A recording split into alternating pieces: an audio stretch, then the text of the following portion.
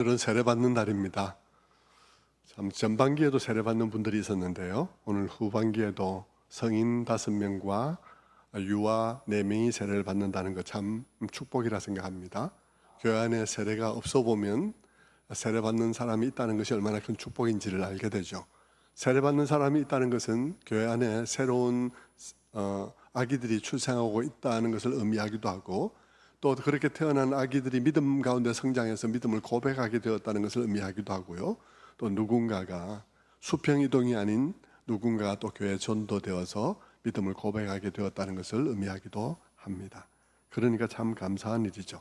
세례가 있을 때마다 우리는 신앙의 기본적인 것들을 함께 나누며 함께 은혜를 받습니다. 오늘은 로마서 1장 16절의 말씀인데요. 1장 16절의 말씀 전반부를 읽어보면 이렇습니다. 내가 복음을 부끄러워하지 아니하노니 이 복음은 모든 믿는 자에게 구원을 주시는 하나님의 능력이 됨이라.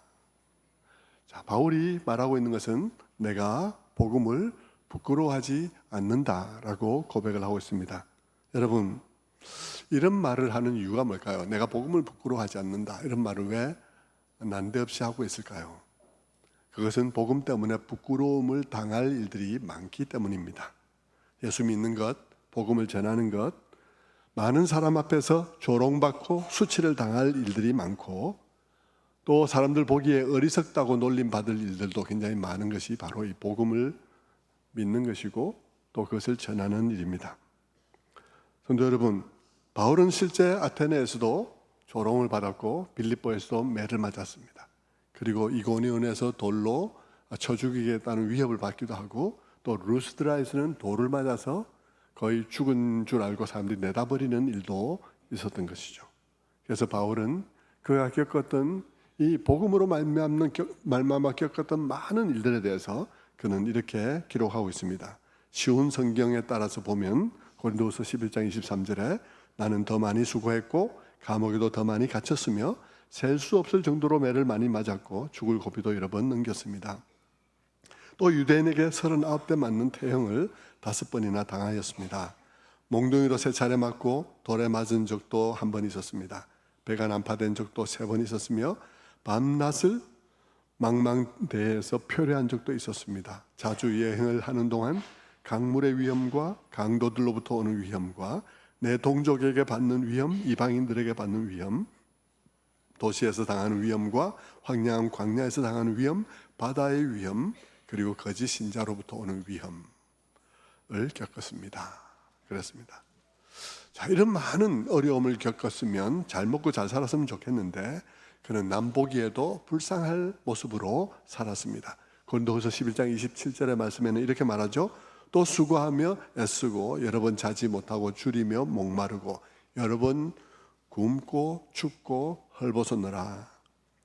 고린도전서 4장 13절에서는 또 이렇게 말합니다. 우리가 지금까지 세상에 더러운 것과 만물의 찌꺼기 같이 되었도다.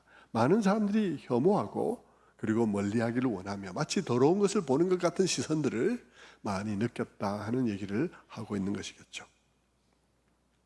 성도 여러분, 그는 예수를 믿어 배척당하고 조롱당하고 심지어 매맞고 헐벗고 굶주리고 옥에 갇히곤 했으니 얼마나 주눅들기 쉽고 또 부끄러워할 수 있는 그런 상황이겠습니까? 스스로 비참하다는 느낌을 가질 수도 있는 그런 상황입니다. 하지만 여러분, 복음이 그때만 그랬겠습니까? 오늘날은 아닙니까? 복음은 그때만 그랬던 것이 아니라 그때 이후 지금까지 언제나 믿는 일은 결코 쉬운 일이 아니었습니다. 왜냐하면 복음은 세상에서 엄청난 저항을 받을 수밖에 없는 특징을 갖고 있었기 때문입니다. 여러 가지 면에서 복음은 역사 속에서 많은 핍박을 받을 수밖에 없었는데, 우선 그 당시 상황적으로 복음은 기득권의 종교가 아니었습니다. 우선 그 당시 기독교는 우선 그 신앙 자체가 불법이었고 천민들과 약자들의 종교였습니다. 노예나 믿는 종류의 종교였죠. 교양 있는 사람들이 믿을 종교가 아니었습니다. 그래서 그 종들의 주인들은 자기의 종들이 밤마다 어디 나갔다 오는데 나갔다 와서는 자기들끼리 막 즐거워하고 떠들어대는데 불러서 물어보면 아무것도 대답을 못하는 이런 상황을 늘 봐야 했죠. 그리고 그들이 설명해봤자 별 이해도 안 되고 그 내용 자체가 무식한 것들이나 믿을 수 있는 그런 천한 것들이나 믿을 수 있는 그런 종류의 것이라고 그들에게는 생각되었겠죠. 여러분이 당시에 종들의 주인이라고 한번 생각해 보십시오. 너무나 이상할 것입니다. 종들이 밤마다 어딜 나갑니다. 나갔다 돌아와서는 자기들끼리 쫑알쫑알 됩니다. 불러서 물어보면 아무 말도 못합니다. 그러면서도 저희들끼리는 말이죠, 이전에 본 일도 없는 사람끼리 서로 알기도 전에 너무 끌어안고 좋아하는 거죠. 너무 이상한 거예요. 사실 여러분, 기록 속에도 기독교인들에 대한 이런 말들이, 방금 제가 한 이런 말들이 다 있거든요. 자기들끼리는 찌그렁찌그렁 하면서 물어보면 아무 말도 대답 못하는 것들이라고 얘기를 하면서 그들이 표현한 말 속에 그들은 제대로 알기도 전에 서로 사랑하는 이상한 사람들이다, 이렇게 되어 있단 말입니다.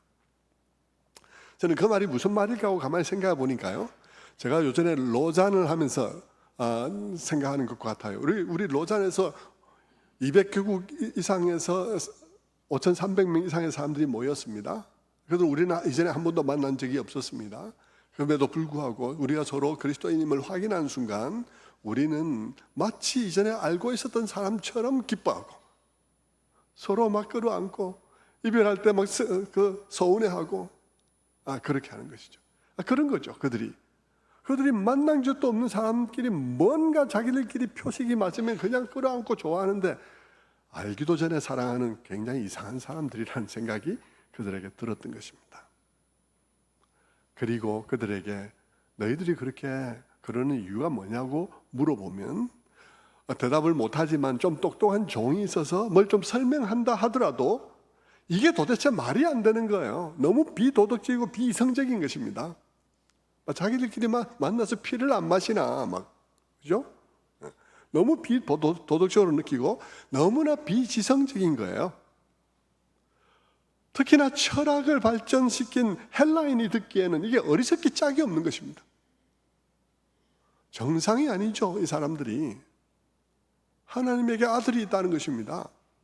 그리고 아들이 처녀의 몸을 통해서 탄생했다는 것입니다. 남자를 알지 못하는데 아기를 낳았다는 거예요. 그런데 그 여자가 낳은 아기가 신의 아들이란 것입니다.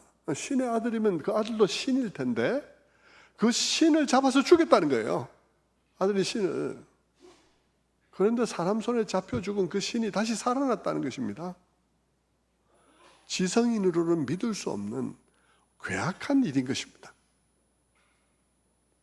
게다가 여러분, 그들의 종교적인 상징물도 해괴망측해요.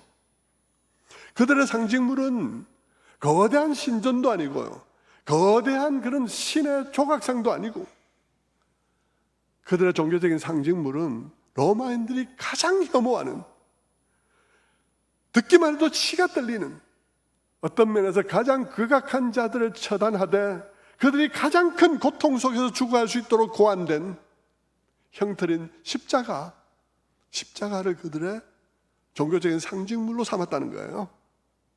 그러니까 너무 야만적인 거예요. 그런데 그 무식한 것들이 그 십자가를 조그맣게 만들어서 손에 들고는 그것을 만지면서 그것을 묵상하고 그것을 들고 눈물을 흘리니 이것들이 제정신인가 하는 생각이 드는 것이죠. 그게 기독교인 것입니다. 오늘날로 말하자면 말입니다, 교회 다니는 사람들이 교수형을 시키는 그 목매다는 그 끈을 목에다 메고는 자랑스럽게 메고 다니는 것하고 같은 것이고요, 어떤 면에서 조그맣게 만든 전기의자를 목에다 걸고는 그 전기의자에서 처형된 자를 묵상하며 예배하는 것과 똑같은 것입니다. 그러니까 그거는 말이 안 되는 거죠. 어떻게 그 십자가에서 처형된 자를 예배할 수 있는 것인가 하는 것이죠. 성도 여러분, 여러분이 그 종들의 주인이라면 어떤 반응을 보였을 것 같습니까? 무식한 것들에도 몰려갔다 와가지고는요, 갔다 와서 하는 짓이라고는 그따위 것을 믿어가면서 눈물 흘리고 하는 그 꼴을 여러분 어떻게 봐주겠습니까? 그랬던 것이죠. 그래서 로마인들은 너무나 황당해서 이 군데군데 이런 낙서들을 막 그려놓은 거예요. 그 낙서 중에 하나가 남아서 발견되었는데 이런 모양인 것이죠. 이런 모양인데 여러분 잘 안 보이실까 봐 여러분 연필로 그려놓은 것을 다시 한번 옮겨보겠습니다. 이렇게 돼 있는 거예요. 뭐예요? 십자가입니다. 십자가에 뭐가 달려있나요? 당나귀가 달려 있습니다. 십자가에 당나귀가 달려 있고 거기에 써 있는 글씨는요, 알렉사메노스 worship his God. 알렉사메노스가 이런 신을 섬긴대요. 알렉사메노스는 이런 신을 섬긴대요 하는 그런 말입니다. 조롱하는 말이죠. 말하자면 이런 말입니다. 야, 이 어리석은 놈들아, 십자가에 죽은 예수가 뭔가를 믿는다고? 에라 이놈들아, 당나귀나 믿으라. 이런 이야기인 것입니다. 그런 뜻이죠. 얼마나 황당하고 얼마나 어리석어 보였겠습니까? 그도 그럴 것이 말입니다. 헬라인들은 철학을 좋아하는데 여기에 무슨 깊은 생각이 있는 것 같지도 않고요. 뭐 하나님 신이 아들을 보내서 대신 죽게 했다는 여기에 무슨 깊은 생각이 있을 것 같지도 않고, 철학적일 같지도 않고, 지혜로운 사고가 나올 것 같지도 않고, 그들이 생각하는 철학과는 너무나 거리가 먼 거예요. 그렇죠. 뭐 십자가를 제대로 알기 전에는 그런 것이죠. 그렇다고 이 십자가가 무슨 능력 있는 얘기도 아닙니다. 그것은 세상을 정복한 영웅에 관한 얘기도 아니고요. 그것은 처형당한 죽은 사람에 관한 이야기인 것입니다. 그래서 어떤 면에서 세상적으로 루저에 관한 얘기예요. 실패자에 관한 얘기예요. 잡혀서 매맞고 조롱당하고 재판당하고 처형당한 사람에 관한 얘기인 것이죠. 그 이야기가 어떻게 구원의 이야기가 되는지 그들로서는 도저히 이해할 수가 없는 것입니다. 여러분, 오늘날도 그렇습니다. 여러분 중에도 아직 십자가를 제대로 알지 못하는 분들, 기독교인들이 왜 저렇게, 그 오랜 세월 동안 기독교인들이 왜 저렇게 비난받고 저렇게 조롱당하면서도 저렇게 예수를 믿고 있는가? 오늘도 왜 강원도에 놀러 가지 않고 왜 이 답답한 공간에 모여서 그들은 예배드리고 있는가? 그것이 이해 안 되면 여러분은 기독교를 전혀 모르는 거예요. 여러분, 그것을 모르고 여러분 기독교를 안다고 말하지 마십시오. 전혀 그것을 모르는 거예요. 여러분이 만약 여러분 이 시간에 나는 놀러 가는 게 더 편해, 집에 있는 게 더 편해, 그러면 여러분이 기독교를 한 번도 제대로 안 적이 없는 거예요. 역사상 기독교는 이렇게 조롱받았거든요. 이렇게 철저하게 조롱받고 핍박받는 가운데서도 신앙을 유지해 온 것이 기독교죠. 여러분이 그것을 모른다면 여러분은 기독교를 아는 게 아니에요. 그러니까 여러분, 그들은 왜 이렇게 처형당한 그를 예배하는가 하는 것에 대해서 여러분이 의문을 가져야 되는 거예요. 당연히 여러분은 기독교를 이해하려면 왜 그들은 세상적으로 보면 루저인 십자가에서 처형된 그를 예배하는가, 이 의문이 여러분의 가슴 속에 풀려야 되는 것입니다. 그래야 여러분은 기독교를 알기 시작하는 거예요. 그렇지 않으면 여러분은 전혀 기독교를 아는 게 아닙니다. 그런데 여러분, 게다가 사람들이 복음에 대해서 격분하고 조롱하고 거부하는 이유는, 첫 번째는 기득권의 종교가 아니었다고 말씀드렸죠. 천민들의 것이었기 때문에 조롱받았다고 말씀드렸고, 두 번째로는요, 복음은 기쁜 소식이지만 기쁜 소식이기 이전에 모든 사람을 죄인이라고 단정을 짓기 때문입니다. 여러분, 죄인이라는 표현이 너무 마음에 안 드는 거예요. 게다가 사람을 죄인이라고 말할 뿐 아니라 여러분, 그 죄인이라고 사람을 표현한 표현이 너무 심하다 생각이 드는 것입니다. 왜냐하면 성경은 이렇게 말하기 때문이에요. 사람은 죄인인데 아무 소망이 없는 죄인이라고 말하는 것입니다. 나는 내가 그렇게 생각하지 않는데, 나를 그렇게 생각하지 않는데 성경은 나를 아무 소망이 없는 죄인이라 그러네. 난 별로 죄인인 줄도 모르겠는데, 이게 이제 문제인 것이죠. 그뿐만 아니라 성경은 우리들에게 의인은 없나니 하나도 없다고 말씀하시고, 다 어디론가 치우쳐 있다. 오른쪽으로 치우쳐 있든지 왼쪽으로 치우쳐 있든지 다 치우쳐 있다. 그리고 그들은 다 열린 무덤과 같다라고 표현하는 거예요. 너무 지독한 표현 같지 않습니까?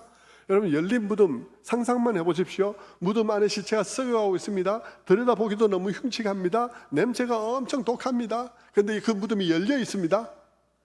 여러분 생각해 보십시오. 너무나 끔찍한 장면을 얘기를 하면서 사람이 그러하다고 말하고 있다는 것이죠. 그러니 말도 안 되고 받아들이기가 너무 싫은 것입니다. 그런데 사실 여러분 이런 표현들은 우리 자신이 어떤 존재인지, 우리 자신이 어떤 인간인지를 제대로 아는 자들은, 제대로 알게 되면 이 추악한 표현들이 내게 가장 적절한 표현이라는 사실을, 혹은 내게 과분한 표현이라는 사실을 알게 될 텐데, 그것을 모르면 터무니없는 모욕인 것입니다. 그러니까 이 복음을 미워하고 거부하는 것이죠. 여러분, 또한 복음이 거부받는, 저항받는 이유는 그런 복음이 사람들에게 제시하는 구원의 방법이 사람들을 격분하게 하는 것입니다. 왜냐하면 뭐라고 말하냐 그러면요, 오직 믿음으로 구원을 얻는다고 말하는 것입니다. 오직 믿음으로 구원 얻는다는 말은 뒤집어 말하면 무슨 말이냐면 네 선행이 아니라는 것입니다. 너의 도덕성이 아니라는 것입니다. 너의 노력이 아니라는 것입니다. 너가 아무리 노력하고 네가 아무리 선행을 도모한다 할지라도 네 선 따위로는 네가 구원받을 수 없다라고 말하는 것이죠.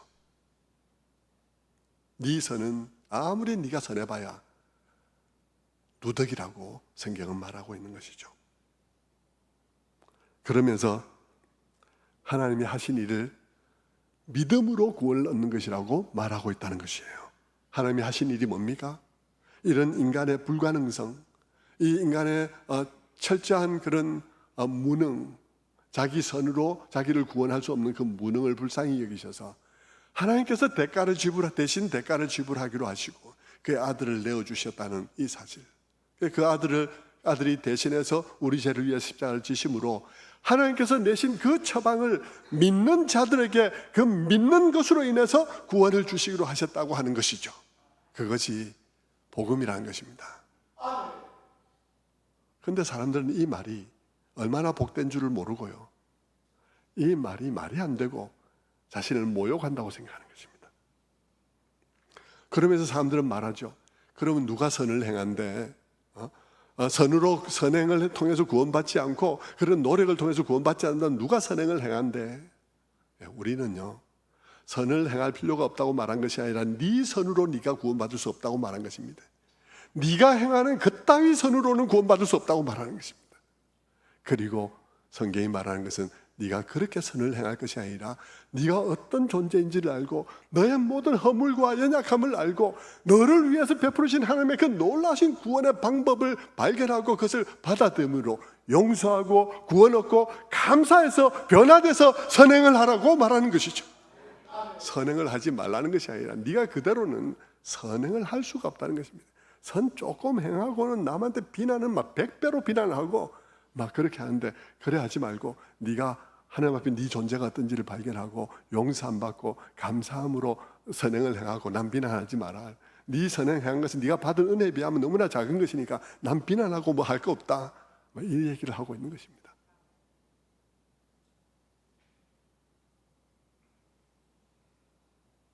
사실 알고 보면 이것이야말로 가장 깊은 지혜요, 진정 사람을 변화시키는 능력인데 모르면 아무것도 안 보이는 것이죠. 모르면 말이 안 되는 비지성적인 일인 것이죠. 어째서 십자가에 죽은 죄수를 예배할 수 있냐라는 얘기가 되어버리는 것입니다. 성도 여러분, 자신을 어떤 존재인지를 모르는 자로서 믿음으로 구원한다는 말을 들으면 너무 말이 안 된다고 느낍니다. 자존심도 상하고요. 그러면서 막 대들죠. 뭐라고? 자기가 아무것도 안 하고 구원받는다고? 하나님이 하신 일을 의지해서 구원받는다고? 그게 지성인이 할 소리야? 예, 지성인이 하는 말입니다. 당신의 지성을 사용해서 당신이 어떤 인간인지를 한번 보십시오. 당신의 선이 어떤 종류의 것인지 한번 보십시오. 당신이 사랑했습니까? 좋습니다. 당신의 자식을 사랑했겠죠. 엄청난 사랑으로 사랑했겠죠. 근데 당신이 사랑한 그 자식 사랑은 얼마나 이기적인지 보셨습니까? 당신이 사랑한 그 자식 사랑이 얼마나 이기적이었는지 보셨습니까? 그게 얼마나 누대기인지 보셨습니까? 성경이 그렇게 말하는 것입니다. 제 초등학교 때 우리 너무 참 살기 어려운 시대였기 때문에 저도 저희 집이 특별히 그 시대도 또 가난해서 저도 남이 먹다 버린 고구마도 주워 먹었습니다. 근데 여러분, 초등학교 때 제 옆에 있는 짝지에 어머니가 저녁 5시쯤 되면 학교를 찾아왔어요. 그때는 늦게까지 공부할 때였습니다. 입시가 빡세고 그래가지고요. 2개 틀리면, 하나 반 틀리면 떨어지고 그럴 때니까요. 근데 그 어머니가 왔는데 아들 불러내가지고는 아들 손에 뭔가를 쥐어주고 가셨습니다. 자, 뭔가 하고 이렇게 보면요. 땅콩 5알을 주기 위해서 와서 5알을 주고 매일 5알을 주고 가더라고요. 땅콩이 지금 뭐라고 아무것도 아닌데 그때는 그랬던 모양이죠. 어머니의 사랑 대단하죠. 매일 그렇게 땅콩 5알을 두고 오신 어머니의 사랑 대단하죠. 그런데 여러분, 그 대단한 어머니의 사랑 얼마나 위대하면서도 얼마나 이기적인 사랑입니까? 그 선행으로 구원받는다고요? 그게 어떻게 구원받을 만한 일이 되는 것입니까? 너의 선행과 너의 도덕적인 노력이 필요 없다는 말이 아니라 너의 선행과 너의 도덕적인 노력으로는 구원받지 못한다는 것입니다. 그런데 사람들이 이 말을 못 알아들어요. 그래서 화를 내는 것입니다. 화를 내는 이유는 자기가 좀 괜찮다고 생각하기 때문이죠. 자기를 모르는 거예요. 자기의 의가 얼마나 누더기인지 모르는 거예요. 광장에서 떠드는 사람이나 막 머리들 띄는 사람이나 저는 그들의 삶의 하루를 지켜보고 싶어요. 얼마나 정의로운지 한번 지켜보고 싶은 마음이 많습니다.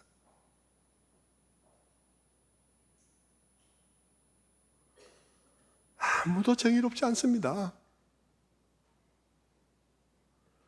사랑과 덕을 행하지 말라는 것이 아니라 그것으로 구원을 얻을 수는 없다는 것인데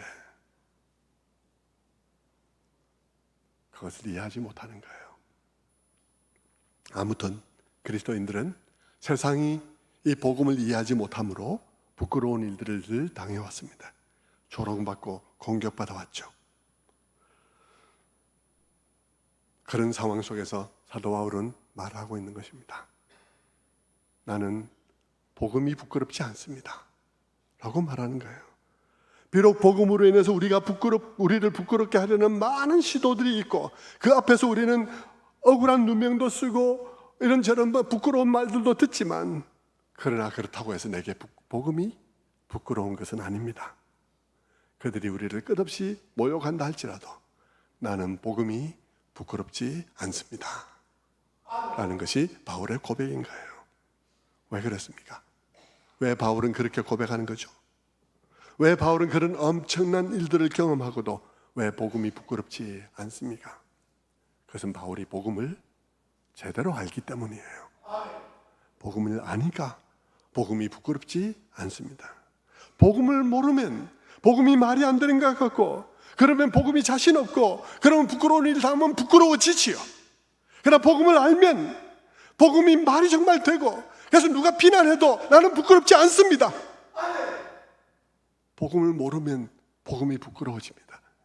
복음을 알면 복음이 부끄럽지 않습니다.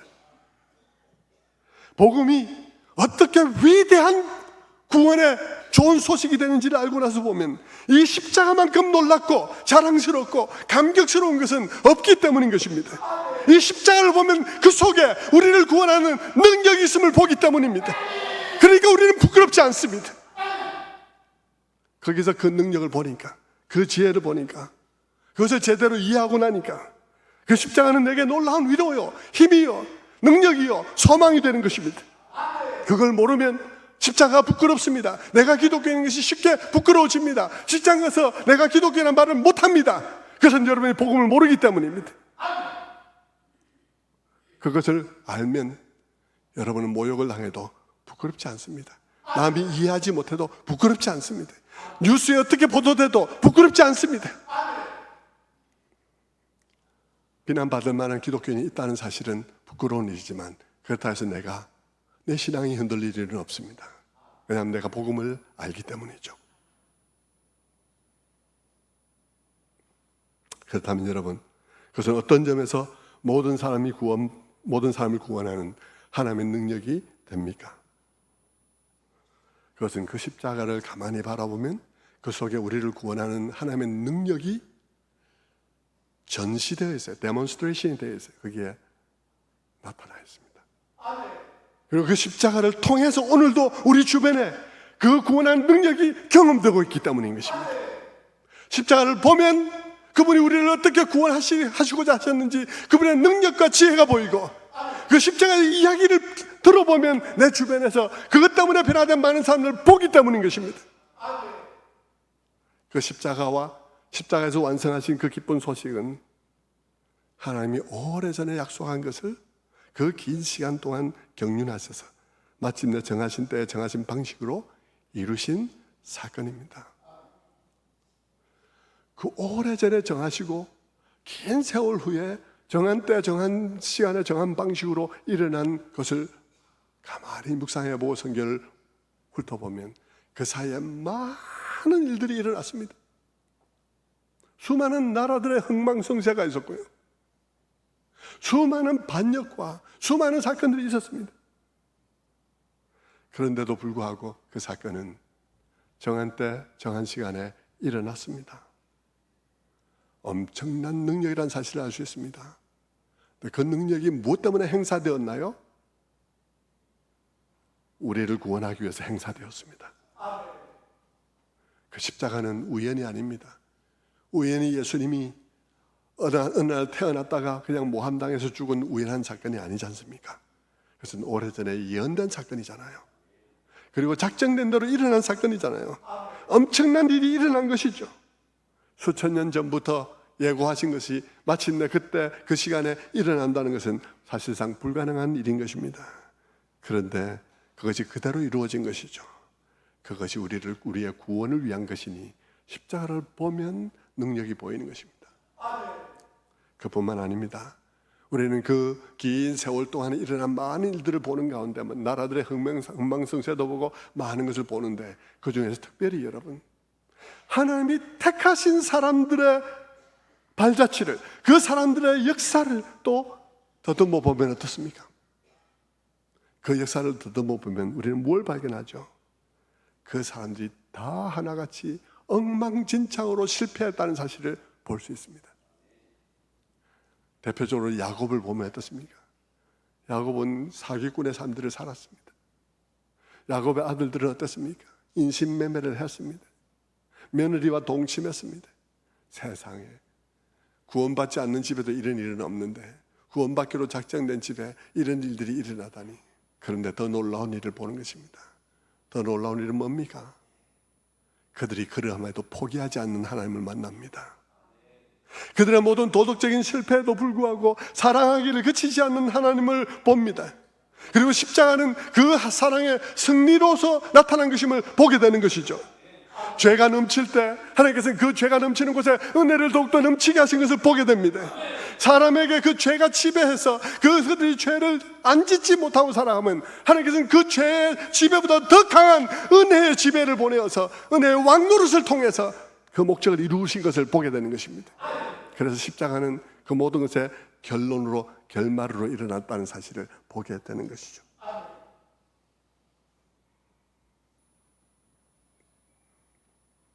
우리는 그 모든 것을 보면서 하나님이 사람의 약함을 그리고 사람의 악함을 모르고 사랑한 게 아님을 보게 됩니다. 다 아는데 사랑하셨기에 그분의 사랑을 좌절시킬 수 있는 것은 아무것도 없었습니다. 그런 점에서 예수 그리스도의 십자가는, 그리고 그분의 오심과 그분의 십자가는 인간의 모든 악함과 실패를 덮고도 남는 하나님의 지혜와 구원의 능력인 것입니다. 그렇게 야비하고 추한 인간성임에도 불구하고 죄가 넘친 곳에 은혜를 더욱 넘치게 하신 것이죠. 이 기쁜 소식은 모든 믿는 자를 구원하는 하나님의 능력인 것입니다. 뿐만 아니라 또 어떤 점에서 능력이죠? 세 가지를 제가 말하고 있습니다. 첫째는 이 모든 역사를 보면 나라의 흥망성쇠에도 불구하고 마침내 그 사건이 일어나게 한 하나님의 능력, 그 능력은 우리를 구원하기 위한 것이었다는 말씀을 드렸고요. 두 번째는 그 역사 속에서 구원받기로 작정된 자들의 역사를 보면 그들의 모든 개인적인 실패와 그 하나님께 대한 말할 수 없는 실망을 드렸음에도 불구하고 포기하지 아니하시고 좌절하지 아니하시는 하나님의 사랑의 능력을 보았던 것입니다. 세 번째는 무엇입니까? 세 번째는 이 이야기를 듣는 우리들 가운데 놀라운 변화들을 보게 되는 것입니다. 놀라운 구원을 보는 것입니다. 죽으려고 작정한 사람이 우리 교회로 왔습니다. 박연신 할머니 오셨죠. 얼마 전에 돌아가십니다. 자식에게 버림받았습니다. 자식이 햇반 5개를 어머니의 집을 팔아먹고는 햇반 5개와 함께 어머니를 내동댕이 지고 갔습니다. 자식에게 버림받은 사람이 무슨 살 마음이 있겠습니까? 그런데 죽으려고 쥐약도 다 사고 다 샀는데, 농약 다 샀는데 우리 교회를 들어오게 되었습니다. 들어오는 순간 복음의 벼락을 맞았습니다. 그래서 변화되었어요. 슬픔과 절망과 원망이 같이 내려왔던 그분의 얼굴이 다 그쳤습니다. 얼굴에는 아주 밝은 미소가 있었던 것을 여러분이 다 기억하실 것입니다. 그분이 마지막에 돌아가시면서 감사하고, 제가 그분이 대장암이 걸려있는 상황인데 그런 어머니를 버린 상태였는데 제가 그분 댁에 신방 혼자서 찾아가면, 목사님 저는 너무 감사해요. 너무 감사해요. 너무 감사해요. 그분이 돌아가실 때 교회에 감사하고 자식들도 다 용서하고 그렇게 가셨습니다. 여러분, 복음의 능력은 오늘도 우리에게 그 이야기가 들릴 때 능력으로 나타납니다. 그러니까 여러분, 복음을 부끄러워하겠습니까? 복음을 부끄러워할 이유가 없죠. 그것은 비록 사람들이 추구하는 그런 종류의 철학은 아니고, 세상 사람들이 좋아하는 그런 지배자의 용맹한 영웅의 이야기가 아니지만, 그러나 그것은 우리 가운데 변할 수 없는 사람을 변하게 하는 능력입니다. 그것은 구원받을 수 없는 사람을 구원받게 하는 능력인 것입니다. 돌아설 수 없는 사람들을 돌이키는 능력인 것입니다. 그래서 우리는 오늘도 복음 안에서 그 능력을 보는 것입니다. 그러니 우리는 복음이 부끄럽지 않은 것이죠. 성도 여러분, 나의 선행이 아니라 그분을 믿는 믿음으로, 그분이 행하신 일을 의지함으로 구원받는다는 것, 얼마나 놀라운 복음인지 여러분 아십니까? 저는 여러분이 정말 모른다고 생각해요. 여러분이 정말 모른다고 생각합니다. 나의 선함이나 나의 똑똑함이나 나의 능력 같은 나의 나됨이 아닌 그분 되심을 의지해서 구원받는 이 일이 얼마나 놀라운 축복인지 저는 여러분이 잘 모른다고 생각해요. 많은 분들이 잘 모른다고 생각합니다.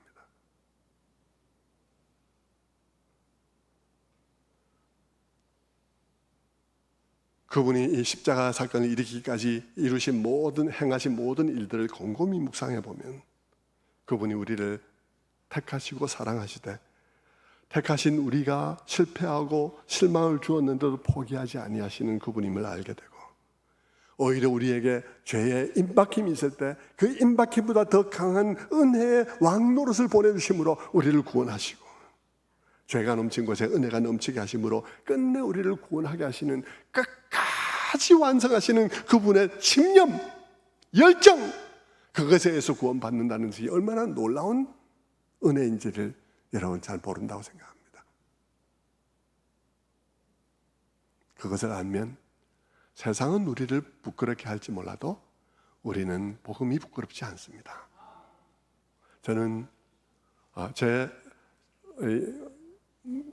얘기를 잠깐 하고 마치도록 하겠습니다. 저는 기도 시간에 때때로 이런 순간을 생각해 봅니다. 저도 나이가 들었고요. 저는 그렇게 오래 살 거라고 생각하지 않아요. 교우들 가운데 70대 후반에도 돌아가시고 80대 초반에도 돌아가신 분 많이 최근에 있었고, 그런 모습들을 보면서 뭐 더 살면 더 살지만은 저는 제 자신이 한 78세, 80세 정도면 돌아가시리라 생각합니다. 예. 뭐 그만해도 좋겠다 생각하고 더 살면 더 사는 것이지만 뭐 또 더 사실 수 있고요. 근데 제가 뭐 그렇게 많은 기대는 하지 않습니다. 근데 어느 날 여러분 살아가다 보면 노인이기 때문에 노인 때 올 수 있는 여러 가지 일들을 여러분 상상해 보지 않습니까? 저는 내게 치매가 올 수 있다고 생각합니다. 안 온다고 말할 수는 없죠. 누구라도요. 치매가 올 수 있다고 생각합니다. 근데 어느 날 여러분 의사가 저에게 목사님 치매입니다 하고 판정을 내린다면 저는 절대 원망하지 않을 것입니다. 오히려 저는 그때 감사를 드리기로 기도를 준비했습니다. 여러분, 치매가 감사한 게 아니에요. 치매가 감사할 수는 없죠. 그런데 그 시간에 제가 정말 하나님 앞에 뜨겁게 감사할 것은 나의 구원이 나의 기억력에 있지 않다는 사실에 감사할 것입니다. 나의 구원이 나의 기억력에 달려있지 않기에 저는 하나님께 그 점에 대해서 감사할 것입니다. 그래서 저는 이런 기도를 하나님 앞에 준비하고 마음에 늘 품고 있습니다. 주님, 제가 치매랍니다. 언젠가 제가 주님을 기억하지 못할 수 있습니다. 언젠가 누가 물으면 제가 주님 모른다고 대답할 수도 있습니다. 그런데 주님, 그래서 감사드립니다. 제 구원이 제 기억력에 달려있는 게 아님을 감사합니다. 제 구원이 제 기억력에 달려있는 것이 아니라 하나님의 기억력에 달려있음을 감사합니다. 제 구원이 제가 행한 일에 달려있지 않음을 감사합니다. 제 구원이 당신이 행한 일에 달려있음을 감사합니다. 저는 뜨겁게 하나님 앞에 그 기도를 드릴 것입니다. 그리고 내가 혹 병으로 말미암아 내가 하나님 앞에 주님을 기억하지 못하는 순간이 있다 할지라도 내가 여전히 당신 안에 있음을 감사합니다 할 것입니다. 성도 여러분, 여러분 그런 믿음 준비되어 있나요? 여러분 그런 믿음의 고백들 늘 기도하며 연습하고 승리의 노래를 부를 준비를 하십시오. 여러분, 나의 선행이나 나의 똑똑함이나 나의 업적이 아닌 그분을 믿음으로 구원한다는 것은 놀라운 축복입니다. 그 축복을 우리에게 가져오는 이 복음은 결코 부끄러운 것이 아닙니다. 나는 복음을 부끄러워하지 않을 것입니다. 자, 우리 마치기 전에 우리 한번 그렇게 하죠. 제가 나는 복음을 부끄러워하지 않을 것입니다. 그럼 여러분은 나도 복음을 부끄러워하지 않을 것입니다. 그렇게 했으면 좋겠습니다. 그런데 여러분, 저는 복음을 절대 부끄러워하지 않을 것입니다. 그래갖고 되겠습니까? 여러분, 예? 여러분, 저는 복음이 절대 부끄럽지 않습니다. 기도 시간에 많이 연습하시고 주님 앞에 그런 고백을 내어놓을 수 있는 승리자들 되기를 주님의 이름으로 축원합니다. 네, 기도하겠습니다.